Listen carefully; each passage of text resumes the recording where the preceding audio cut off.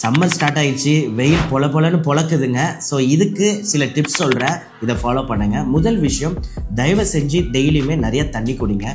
ஒரு 3 லிட்டர்லேருந்து 4 லிட்டர் அளவுக்காவது நீங்கள் தண்ணி குடிச்சே ஆகணும். ஸோ பாட்டில் வச்சுக்கோங்க, அப்பப்போ சிப் பண்ணுங்கள். ஸோ உங்களோட பாடி டெம்பரேச்சர் கம்மியாகிறது யூஸ்ஃபுல்லாக இருக்கும்.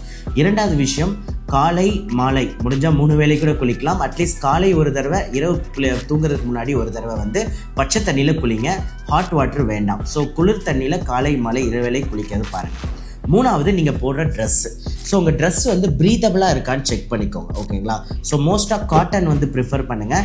சிந்தட்டிக்கோ இந்த மாதிரி பண்ணாதீங்க. ஏன்னா அது உங்கள் ஸ்கின்னில் பட்டு உங்களுக்கு ரேஷஸ் எல்லாமே வராதுக்கு அது ஒரு காரணமாகவே இருக்கும், சரிங்களா? ஸோ ஹீட் வெளியில் போகணும்.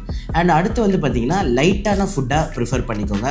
பிரியாணி, ஃப்ரைட் ரைஸ்லாம் ஒரு 2 மாதத்துக்கு கொஞ்சம் கம்மி பண்ணிக்கிட்டு நல்லா பழங்கள் நிறைய ஆட் பண்ணிக்கோங்க. ஏன்னா அதில் நிறைய வாட்டர் கண்டென்ட் இருக்குது.